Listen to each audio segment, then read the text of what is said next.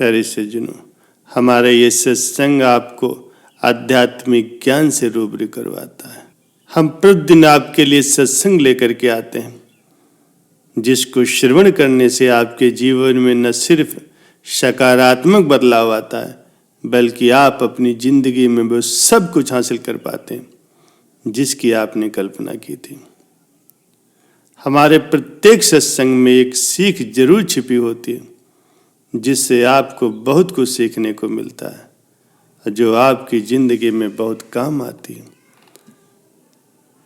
आप आध्यात्मिक दृष्टि से और उन्नत होते जाते हैं, जिससे आप अपने जीवन में भक्ति पथ पर और दृढ़ता से चलते हैं।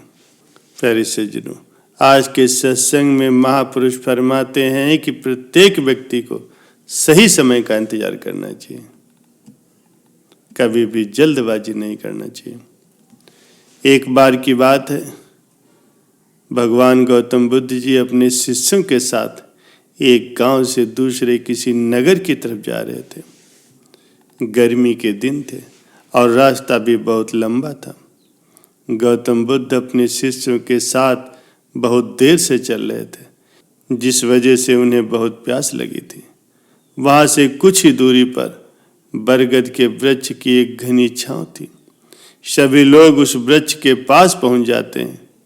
महात्मा बुद्ध अपने शिष्यों सहित वृक्ष की घनी छाया के नीचे विश्राम करने लगते हैं। बहुत देर से चलते रहने की वजह से सभी का गला प्यास से सूख रहा था। यह बात महात्मा बुद्ध जानते थे। बुद्ध ने अपने एक शिष्य को कहा, आप इस बरगद की छाया से 20 कदम दूर जा करके बरगद की 2 बार परिक्रमा करके वापस आओ। शिष्य ने वैसा ही किया जैसा कि बुद्ध ने बताया था। परिक्रमा के बाद जब शिष्य महात्मा बुद्ध के पास वापस आया तो बुद्ध बोले कि क्या आपको किसी ठंडी हवा का अनुभव हुआ था? शिष्य बोला, हाँ महात्मा जी, उस उत्तर दिशा की तरफ से मुझे कुछ ठंडी हवा का अनुभव हुआ।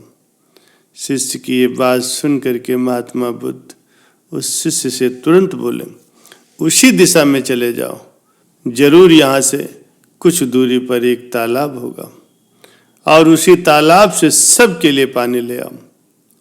शिष्य उसी दिशा में जब कुछ दूर जाता है तो सच में वहाँ एक तालाब होता है। तालाब देखकर शिष्य बहुत प्रसन्न होता है और तालाब के निकट जाकर के जैसे ही तालाब से पानी भरने वाला होता है, तभी शिष्य की नज़र वहाँ दूर तालाब में कपड़े धो रही कुछ स्त्रियों पर जाती है। ये देखकर शिष्य मन में सोचता है कि ये पानी तो गंदा हो गया, लेकिन जब शिष्य ध्यान से तालाब के पानी को देखता है तो उसे दिखाई पड़ता है कि तालाब का पानी कुछ साफ है। इतने में एक बैलगाड़ी जोर से तालाब के किनारे से होती हुई निकल जाती। बैलगाड़ी के पहिए तालाब की मिट्टी के ऊपर इतनी जोर से निकलते हैं कि तालाब के नीचे बैठी हुई बहुत सारी मिट्टी तालाब के पानी के ऊपर आ जाती, जिस वजह से तालाब का बचा हुआ पानी भी गंदा हो जाता है। ये देखकर शिष्य बिना पानी लिए बड़े क्रोध में महात्मा बुद्ध के पास वापस चला जाता है। शिष्य बड़े ही निराश भाव से महात्मा बुद्ध को सारी बात बताता है। शिष्य की बातें सुन करके सभी शिष्य बोलते हैं कि हमें तुरंत ही यहाँ से निकल चलना चाहिए, किसी दूसरी जगह पानी की खोज करनी चाहिए, वरना प्यास के मारे सबकी जान निकल जाएगी। इधर महात्मा बुद्ध सभी को शांत होने के लिए कहते हैं और बोलते हैं कि धीरज रखो, कुछ देर यहीं बैठो, उचित समय आने तक संयम बना करके रखो। सभी महात्मा बुद्ध की बात सुन करके शांत हो जाते हैं और वहीं बैठ जाते हैं। कुछ समय बीत जाने के बाद महात्मा बुद्ध फिर से अपने शिष्य को उसी तालाब से पानी लाने के लिए कहते हैं। शिष्य बिना कोई सवाल किए उसी तालाब से पानी लेने के लिए फिर से चला जाता। तालाब की हालत देखकर शिष्य को यकीन ही नहीं होता। तालाब का पानी पूरी तरह से साफ होता है। ये देखकर शिष्य बहुत खुश होता है और पानी भर करके महात्मा बुद्ध के पास वापस आता है और सभी पानी पी करके अपनी प्यास बुझाते हैं। लेकिन सभी के मन में ये सवाल होता है कि आखिर ये चमत्कार हुआ कैसे, और कैसे तालाब का जो पानी गंदा था वो साफ हो गया।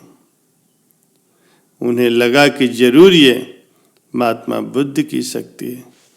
इनमें से एक शिष्य ने ये सवाल महात्मा बुद्ध से पूछ ही लिया कि आखिर ये चमत्कार आपने कैसे किया। शिष्य को जवाब देते हुए महात्मा बुद्ध बोले, ये कोई चमत्कार नहीं, ये आपके सब्र का फल है। ये फल है आपके सब्र बनाए रखते हुए उचित समय के इंतजार करने का। जितनी देर हम सब लोगों ने सब्र किया उतनी देर तक तालाब के पानी के ऊपर तैर रहे सभी गंदे तत्व और मिट्टी तालाब के पानी के नीचे बैठ रहे थे।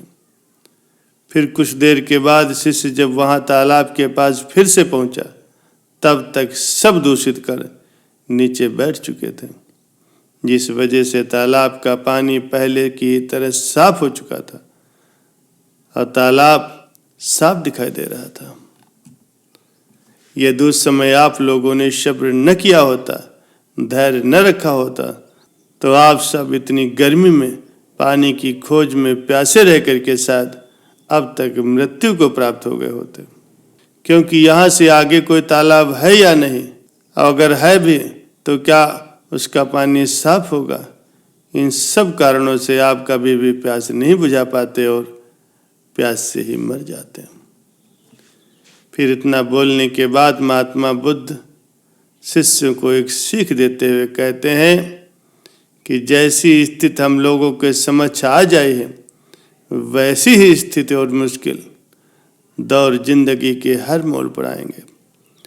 तब उस समय भी आपको ऐसे ही संयम बनाए रखना होगा और अपने विवेक से काम लेते हुए आपको एक उचित फैसले के साथ सही नतीजे पर पहुंचना होगा। हर मुश्किल दौर में सब्र रखते हुए ऐसे ही शांत मन से ही कोई फैसला लेना चाहिए जो आपके लिए और दूसरों के लिए अच्छा हो। क्योंकि ऐसी परिस्थितियों में लोग अक्सर गुस्से में आकर के अपना सब्र खो देते हैं। गुस्से और जल्दबाजी में गलत काम और गलत फैसला कर बैठते हैं, जिसका बुरा परिणाम उनको भविष्य में देखने को मिलता है, जिससे उन्हें खुद का अधिक नुकसान होता है। कुछ परिस्थितियां जीवन में ऐसी भी होती हैं जहां हमें सब्र बनाए रखते हुए उचित समय का इंतजार करना होता है, लेकिन लोग अक्सर यहीं पर अपना सब्र खो देते हैं और उचित समय आने का इंतजार ही नहीं करते, जिस वजह से उनको आगे चल करके दुख और मुश्किलों का सामना करना पड़ता है। प्यारे सज्जनों, हमारे द्वारा लिया गया आज का फैसला हमारे आने वाले कल की खुशी और दुख को निश्चित करता है। प्यारे सज्जनों, आज के सत्संग से आपको अपने जीवन में बहुत कुछ सीखने को मिलता है। हमें अपने जीवन की उन अनमोल बातों और ज्ञान का बोध होता है जो हमारे जीवन में बहुत काम आती हैं।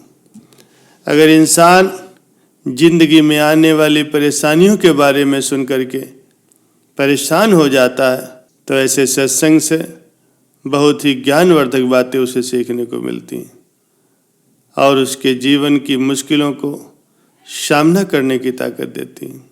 इंसान के मन में एक सकारात्मक ऊर्जा का संचार करती हैं जो मन में बनने वाली नकारात्मक ऊर्जा को खत्म कर इंसान को सही राह की ओर अग्रसर करता है।